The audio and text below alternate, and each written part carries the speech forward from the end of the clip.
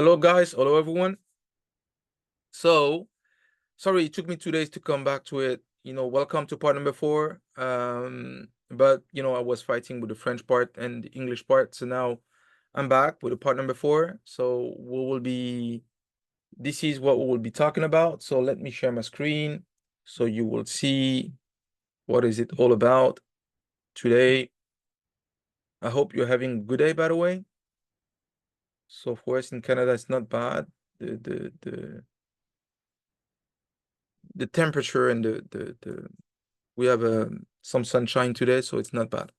Okay, so now this is what we're going to talk about. So we have 19th and 20th centuries, and I wanted to discuss about the foreign occupation and political turmoil between 1849 to 1971. So this is what we will be looking at: the political instability and economic struggles. I will give you some views about the official views about the foreign intervention in Haiti and the US involvement, and actually why and the motivations and everything. But as you will see in part number 5, I will change slightly the plan I had on part number 5. On part number 5, I really wanted to touch about the 2 days situation.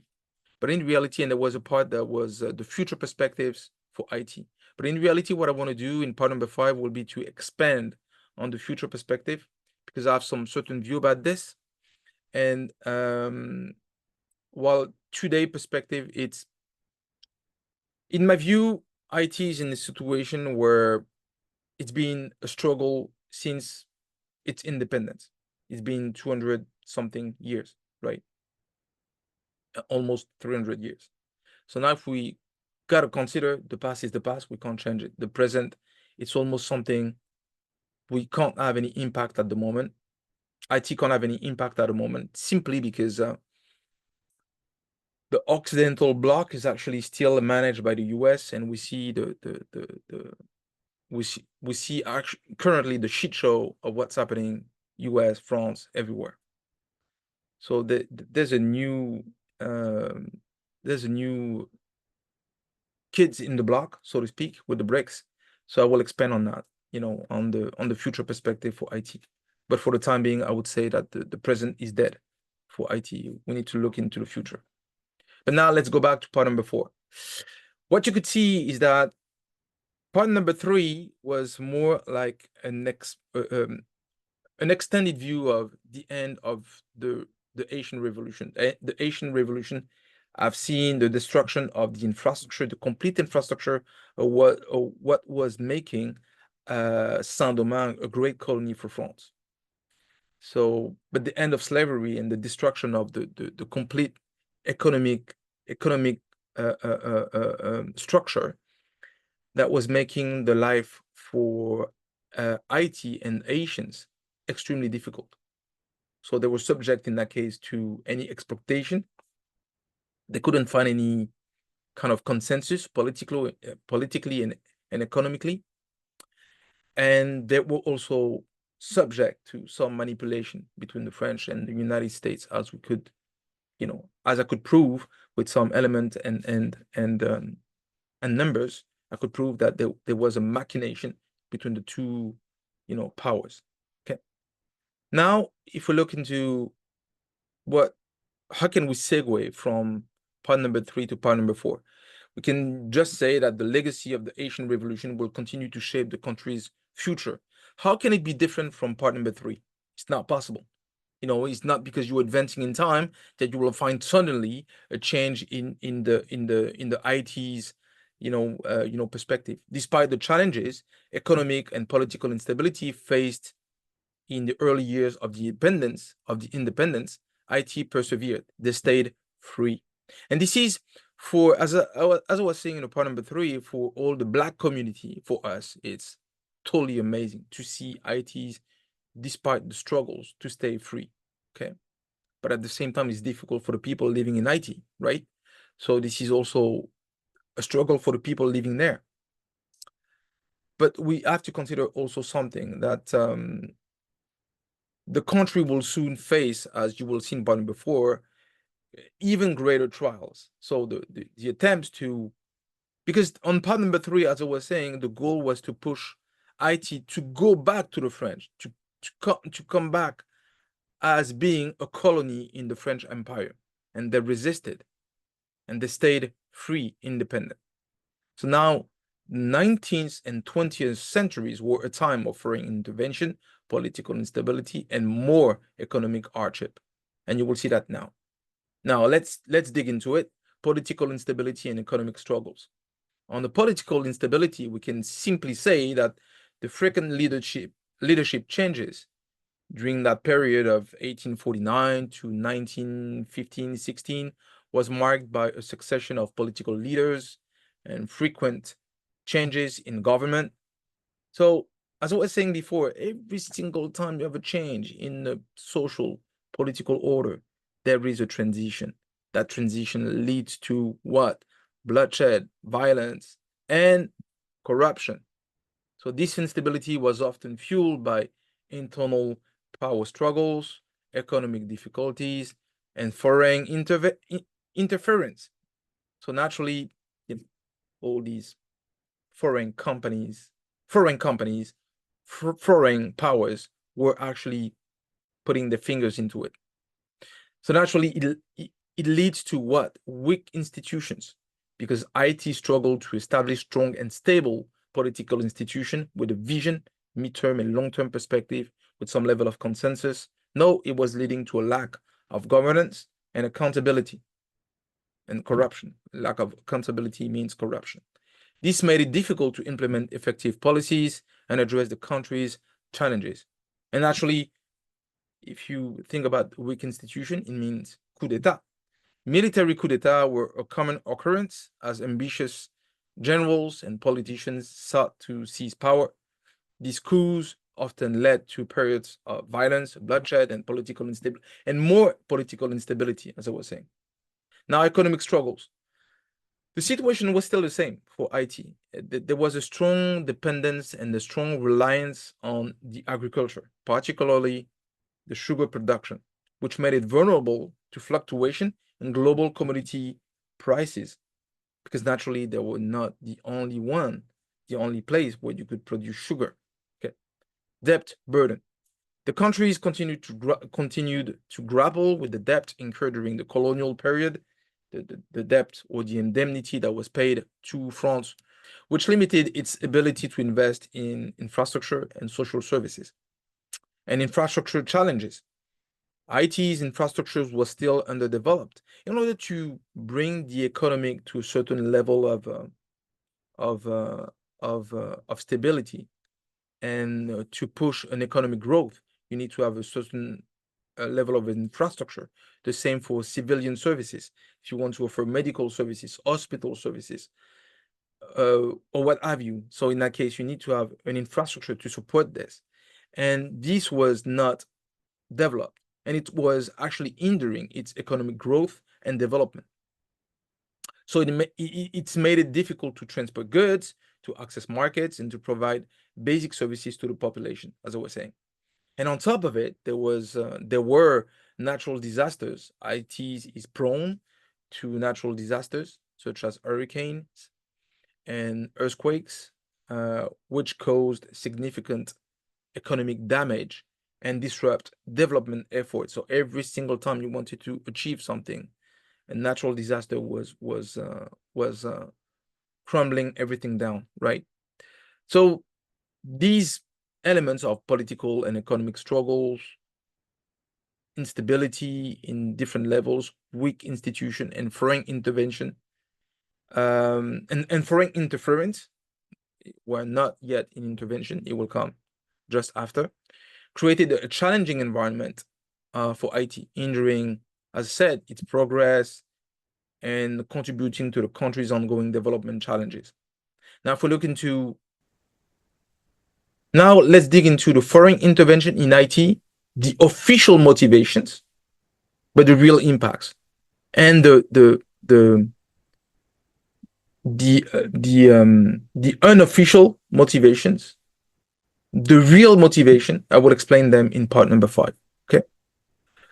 While Haiti has been known for its rich natural resources, including bauxite, copper, gold, and marble, it has not been a significant producer of exporter of oil or mineral resources on a scale that is equivalent to other countries in the world.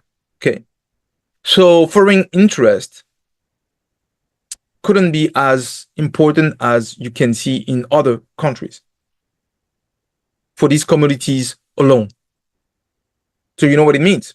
In other countries, when they have oil, they get bombed, they get disrupted, and the Americans, the French come and serve themselves on oil, which doesn't belong to them, but because they have the power, they do whatever they want. Okay. So it means there were resources, but not enough to motivate a real strike, so to speak. So there were foreign interference, but not yet a direct intervention. But it's coming. Okay. And supposedly the resources are not, sufficient enough to justify it. But you will see the truth later. Okay. The primary motivation for foreign intervention supposedly were primarily political, economic, and strategic, as outlined by media and the official communications of countries or nations. So desire to control Haiti's political affairs, protect economic interests, and maintain stability in the region were the main driving forces behind foreign involvement. While Haiti's natural resources have been of interest to some foreign investors, they have not been the primary catalyst for widespread foreign intervention. Oh, yeah? Okay. The country's political instability, strategic location, because yes, it is in the middle of the Caribbean, and economic potential have been more significant factors in attracting foreign attention. Oh, yes. Interesting. So the intervention was really to protect basically the interest that they had in the region, but not in Haiti itself. Haiti was minor in terms of resources. We'll see about that. Okay. So first of all, European interest. European powers, particularly France, maintain a keen interest in Haiti due to several factors. Economic interest. Yes, Haiti or Saint-Domingue had been a very lucrative colony for France. Let me change that a little bit. It was the wealthiest, the most lucrative colony for France by far. And by far. And European powers continue to have economic interest in the region. Why? I don't get it. Officially, they're saying that there are resources. Sugar productions can be done elsewhere. They have resources, but not enough to justify some interest. But why having still some interest if there's no sufficient mineral resources or oil or whatever? They sought to maintain supposedly their influence and access to markets in Haiti. Okay. Geopolitical consideration. Well, Haiti's strategic location in the Caribbean made it a valuable asset. Okay. European powers were concerned about the potential influence of other nations such as the United States in the region. And this was in 19th century and 20th centuries. Desire for stability. Many European powers preferred a stable and predictable political environment in Haiti. They often intervened to restore order and protect the interest, even if it meant supporting, autocratic regimes. So they had some interest, but not too much, but they wanted to maintain the control over it. Okay. So now the US involvement from 1915 to 1934. There was no direct US military occupation of Haiti between 1849 and 1915. Okay. However, the United States did maintain an interest in the region and intervened in Haitian affairs in other ways. Okay. But what were the main reasons why the United States were not yet intervening within Haiti's affair directly. Okay. First of all, the U.S. Civil War. The American Civil War from 1861 to 1865 diverted the attentions and the resources of the United States away from foreign affairs, including its Caribbean interest. And they were also focusing on Cuba. In the late 19th century, the United States became increasingly interested in Cuba, which was then a Spanish colony. The US intervened in Cuba's war for independence against Spain, leading to the Spanish-American War of 1898. This focus on Cuba may have diverted attention away from Haiti. European influence. European powers, as I said, particularly France, maintained a strong presence in the Caribbean and were reluctant to allow the United States to dominate the region. This limited the US ability to intervene in Haiti without facing opposition from other European nations. At the time, we have to consider that US was still a nation in development, didn't have the strength they have today, or they had in the middle of the century of the 20th century. Okay. Haitian stability. During certain period, Haiti experienced relative political stability and economic growth, which reduced the need for US intervention. Okay. Changing global context. Okay. Now the outbreak of World War I in 1914 diverted the attention of resources of the United States away from the Caribbean towards the European theater. So the interest was also to gain more stability in Europe. Why? Mostly because all the trade that were beneficial to the development of the United States was basically turned towards Europe. If Europe was in war and not in a stable economy, they couldn't, trade or make benefit of what they were producing. Therefore, they had to intervene to be in a, First World War against Germany and to fight the war. Okay. So now we understand why the U.S. weren't really in direct intervention in Haiti from 1849 to 1915. Nonetheless, they continued to have an interest in the region and to influence Haitian affairs through diplomatic channels and economic relations. The countries eventually will have an occupation in 1915 was a result of a combination of factors, including political instability, economic challenges, and the changing geopolitical landscape. And also because the US wanted to expand the influence in the Caribbean and didn't want to have the Spanish or the French to have more say in something that was almost touching the US, because Florida, for example, is extremely close. Okay. So finally, in 1915, the United States intervened in Haiti to occupy the land, to occupy Haiti, citing, political instability and the need to protect American interests. Supposedly, the U.S. occupation lasted until 1934 and had a profound impact on the country. First of all, we need to explain a little bit what was happening. Okay. So for years, economic domination. So now it's economic domination. Now, for years, the US business interest led by the National City Bank of New York, this is the predecessor of the Citigroup. The Citigroup now is a bank with multiple subsidiaries across the country. So the National City Bank of New York had pushed for American control over Haiti. They persuaded the U.S. State Department to remove gold from the vaults of Haiti's National Bank.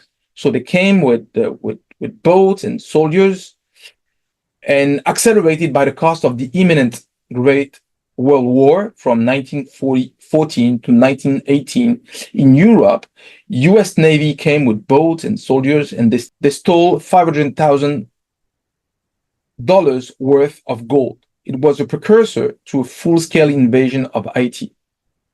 So now, just right after this, they invaded Haiti. The US imposed a customs receivership, giving it control over Haiti's finance. So they were controlling the finance of the country. This allowed the US to extract significant economic benefits from the country while limiting Haiti's ability to develop its own economic policies. So they were controlling everything. They stole the money first, and then they were controlling the finances of the country. Now, political interference. Naturally, the US military occupation lasted 19 years, the longest in US history, if you consider even including with Afghanistan. Afghanistan was about 20 years. So after Afghanistan, it was the longest, military occupation from the US. So the US intervened in the Haitian politics, supporting friendly leaders and suppressing dissent by assassination and removing party eventually. Social and cultural impact. The US occupation also had a significant social and cultural impact. The introduction of American customs and values led to changes in Haitian society, but also contributed to a sense of resentment and resistance amongst the population. But why? They have great intention. While the Americans, they forced Haitians to build roads for no pay, and soldiers shot those who tried to escape. Many Haitians saw this as a return to slavery, naturally. Now, post-occupation period, 1934 to 1971, and we'll touch a little bit extended period to 1986, okay, just for the Duvalier era, okay. Following the US occupation, Haiti experienced a period of political instability and economic challenges. Several military leaders and politicians seized power through coup d'etat, leading to a decline in living standard and limited democratic progress. The Duvalier era from 1957 to 1986. I know I said 71, but I'm touching upon these two persons, the father and the son. The most notorious dictatorships in Haiti were those of François Duvalier, Papa Doc, and his son Jean-Claude Duvalier, Baby Doc. The Duvaliers ruled Haiti with an iron fist, suppressing dissent and using violence to maintain power. The regime were characterized by power, corruption, human rights abuses, and economic mismanagement. Also, we can name more economic struggles. Haiti continued to face economic challenges, including poverty, inequality, and limited access to education and healthcare. The country's dependence on agriculture and its vulnerability to natural disasters made it difficult to achieve sustainable economic development. International isolation. Despite the end of the US occupation, Haiti remained isolated from the international community. This isolation limited its access to foreign aid and investment, hindering its development. But also because you have to appreciate that for the international community, Haiti was reserved to the US. So no one could touch Haiti without the appropriate, validation of the US. So the US was containing Haiti's in his backyard, like as if it was part of the US, so to speak. Okay. The period between the US occupation and the fall of the Duvalier regime was marked by political instability, more economic hardship, and human rights abuses. These challenges would continue to shape Haiti's futures in the decades to come. In conclusion, what we can say is this. Okay, now to finish up on the part before, what I could say is once again, it's it's a disgrace to see how Haiti was treated from the beginning of its successful revolution to gain emancipation, to become a real nation, and not to being, accepted as such, just because of what I've explained in part number three. You could accept this from the US because they were a white nation. When you're a black nation, you are treated very differently. Uh, and then what we can say is that about the point number four, on the conclusion, we can say the 19th and 20th centuries were a tumultuous period for Haiti, marked by foreign intervention, political instability, and economic hardship. Was it different from part three? Not really. The difference is you have now foreign intervention. When foreign intervention, as we could see that, US went in because they wanted to steal gold, okay, and because of other reasons that I will explain in part five. Part five, I will dig a little bit deeper into the real reasons. Uh, and actually, it leads to the country's vulnerability to external pressures and its limited economic opportunities and its history of human rights abuses and all consequences of these factors because of what? Political instability. And humans being humans, humans are also, by definition, black, Asian, white. They have a form of greediness inside of us, which is led by ego and not in the sense of compassion for others. So we have an infinite capacity to do good, but we have a certain capability to do badly and to do bad to others without considering, what we're doing or saying to others. And this had an impact on Haiti, because of this and the the autocratic leaders from the early stage of the Haiti's independence. This is what we could see. Okay. However, despite these challenges, Haiti, on the other side, has demonstrated remarkable resilience and a strong spirit to survival. They didn't come back to the French. They didn't ask to come back to slavery, to go back to under the wings. The Haitian people have endured countless hardships, and yet they continue to strive for better, to hoping for a better future. The diaspora of Asian people are extremely smart people. I have a lot of friends on the Asian community. They're extremely talented and smart people. The country has a rich diaspora, a rich cultural heritage, and vibrant traditions. They offer hope for a brighter future. And I'm sure, the Asian diaspora will be more likely to return when IT will become under, a brighter, future. Now, IT enters the 20th century and it faces new challenges, but you will see in the bottom of five, great opportunities in my view. The countries must address issues such as poverty, inequality, and the logic of what is politics? What is politics? Isn't that to make life of others better than to enrich myself? To look at the climate change while seeking to build a more just and equitable society.